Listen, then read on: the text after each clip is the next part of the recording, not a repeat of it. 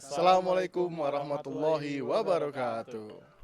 Kami dari kelompok 5 materi hukum adat di kampus Universitas Krishna Dipayana mempersembahkan video pembelajaran dengan tema hukum waris adat di daerah Kranggan di Kota Bekasi. Perkenalkan, kami bertiga dari kelompok 5. Saya bernama Randy Alfian Saputra sebagai ketua kelompok di sini. Saya Muhammad Iqbal Ramadan. Saya Gilang Rahmadani. Selamat menyaksikan. Hukum waris adat bukan hanya sekedar tentang pembagian harta, melainkan cerminan nilai, peran sosial, dan kesinambungan budaya. Jadi, waris bukan hanya soal harta, tetapi juga soal nilai, budaya, dan yang terpenting adalah keberlanjutan hubungan antar generasi. Mari kita lihat bagaimana masyarakat Kranggan menjaga nilai-nilai budaya melalui hukum waris adat yang hidup di tengah mereka. Apa itu hukum waris adat? Hukum waris adat adalah seperangkat norma tertulis yang mengatur perpindahan harta kekayaan dari pewaris kepada ahli waris berdasarkan kebiasaan masyarakat.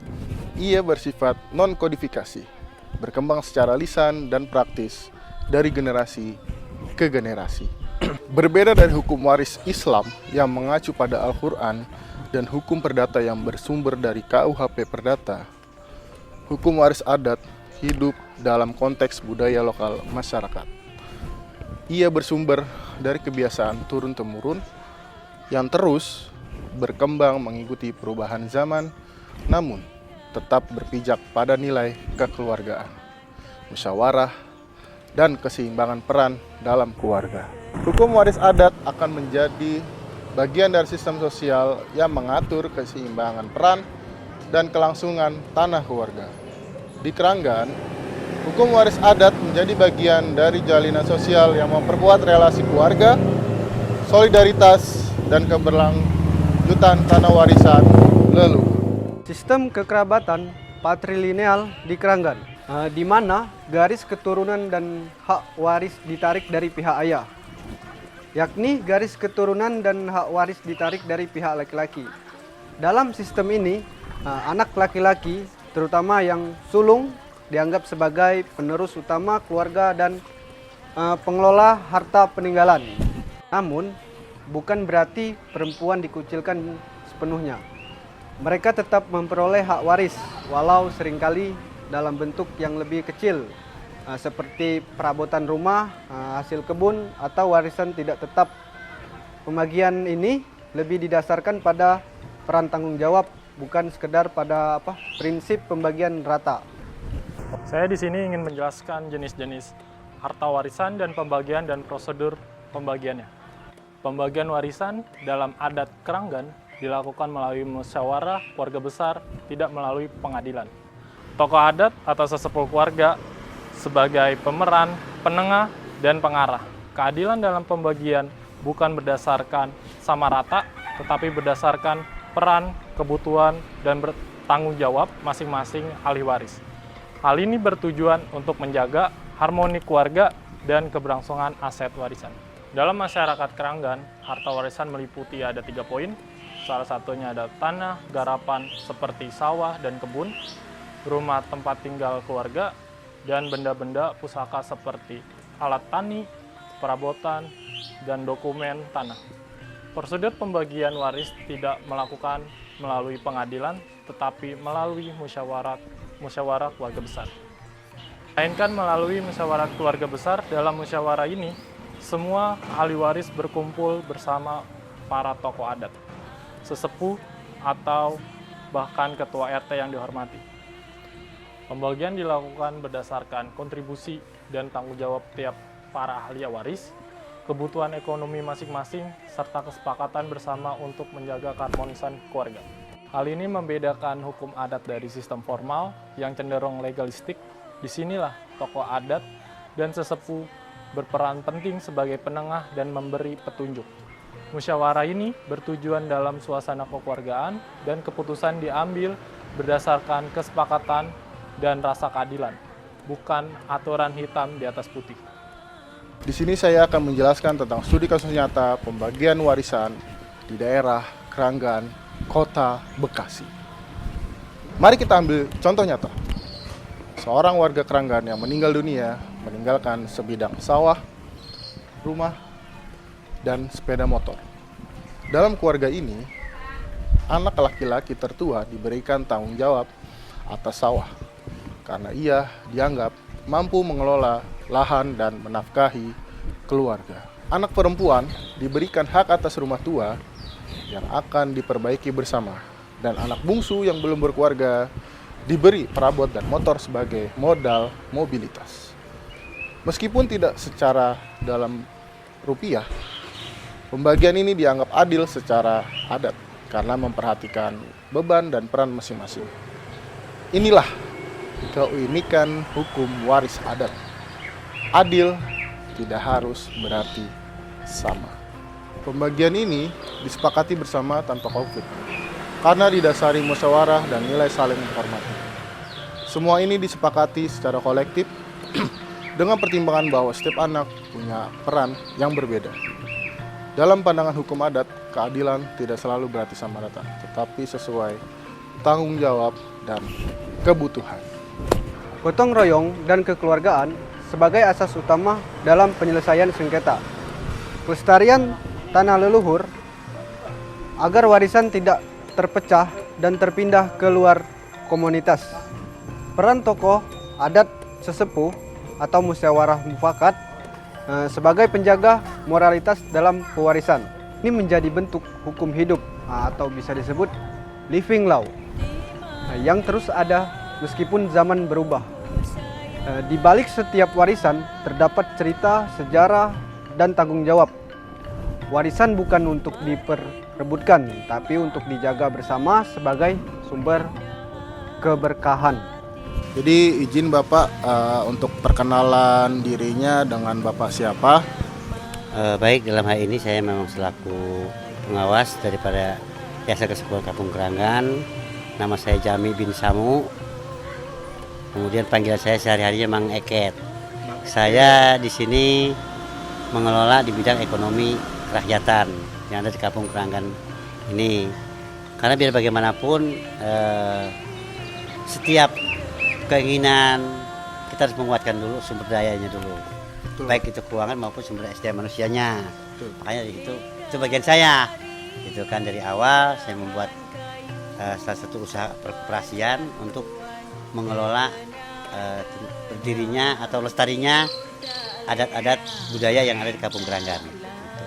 Mungkin supaya teman-teman kita juga tahu ya Pak, sebenarnya tuh adat Kranggan itu seperti apa sih dari sistem kekerabatan dengan kekeluargaan. Dan sebelum kita masuk situ, saya minta lebih jelas gitu tentang adat Kranggan ini. Ini tentunya mengutamakan kearifan lokal, di mana filosofinya memberi sama yang butuh, menalang sama yang lagi kesusahan, mengasih pencerahan kepada yang lagi kegelapan, gitu. Istilahnya merek kanu daek nganter kanu sieun nyangan keur kanu poeken. Nah, filosofi di Kampung Kranggan ini pertama nyumput buni di Nucaang. Jadi kita sembunyi di tempat yang terang. Ada keberadaannya ada, tapi tidak terlihat. Itu istilahnya gitu. Biasa keseharian kami seperti ini biasa. Tapi kami masih menjunjung tinggi nilai-nilai budaya. Karena ini merupakan satu kesempatan buat kita generasi muda.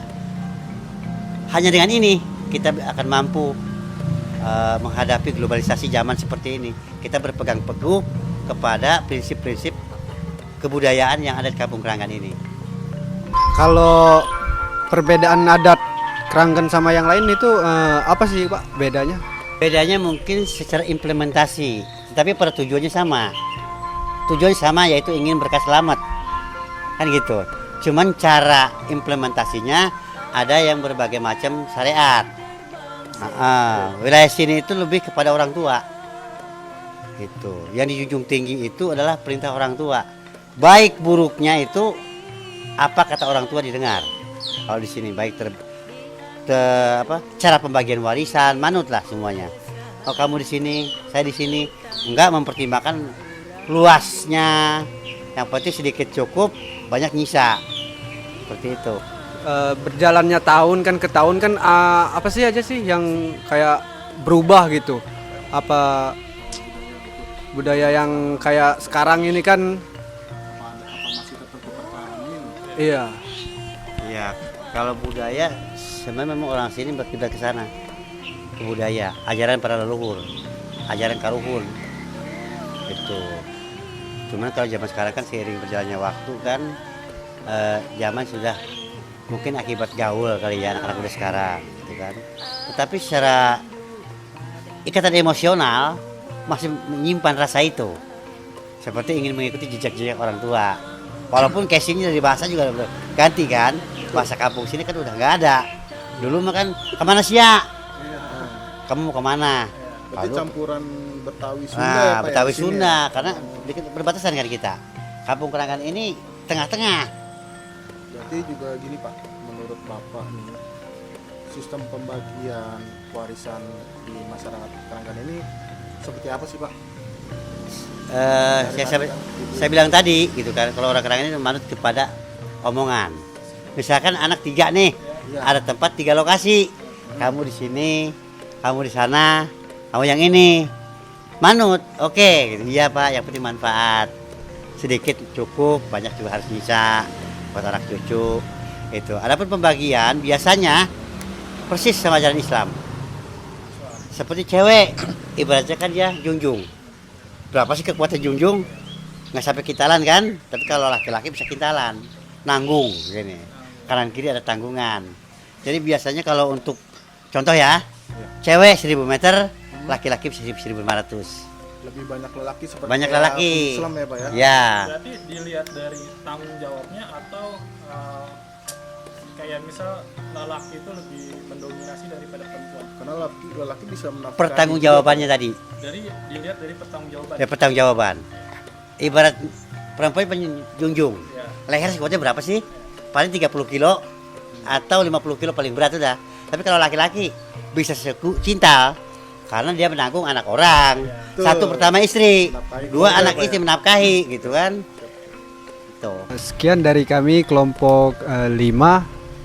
Wassalamualaikum warahmatullahi wabarakatuh. Tantangan dan relevansi hukum adat hari ini. Seperti modernisasi, urbanisasi, dan migrasi membuat praktek hukum waris adat mulai tergerus. Banyak generasi muda tidak mengenal aturan adat yang mengikat keluarganya.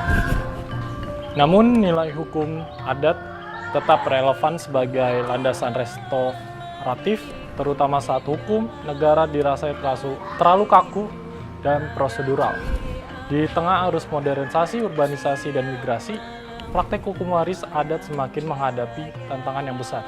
Di sini saya mencontohkan 3 tantangan besar, seperti tantangan yang pertama yaitu pergeseran nilai generasi muda.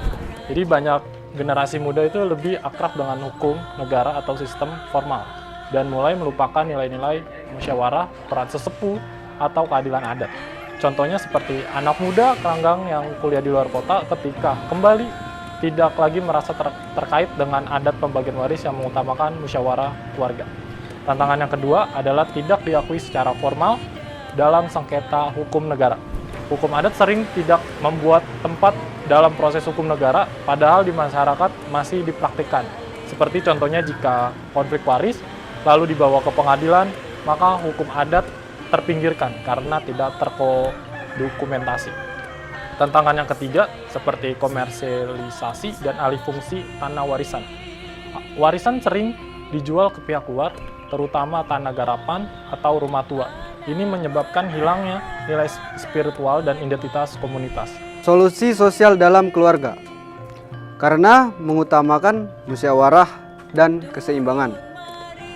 Terus penjaga kreatif lokal yang tidak bisa digantikan oleh hukum tertulis semata. Disinilah pentingnya dokumentasi dan revitalisasi ya hukum adat seperti di Keranggan. Nah, tanpa itu hukum adat akan menjadi sekedar cerita masa lalu. Tapi dengan pelestarian aktif seperti melalui video ini, hukum adat bisa tetap hidup dan adaptif di tengah tantangan zaman. Demikianlah penjelasan kami tentang hukum waris adat di daerah Kota Kranggan, Kota Bekasi. Semoga video ini dapat membuka wawasan kita bahwa hukum adat bukanlah sesuatu yang kuno, melainkan bagian dari identitas dan solusi keadilan kultural yang patut dilestarikan. Nyumput bunyi dinu caang. Maknanya apa tuh, Pak? Mengingatkan orang agar tidak menyembunyikan sesuatu yang seharusnya tidak disembunyikan atau menghindari masalah yang sudah jelas terlihat. Sekian kami dari kelompok 5 mengucapkan terima kasih. Wassalamualaikum warahmatullahi wabarakatuh.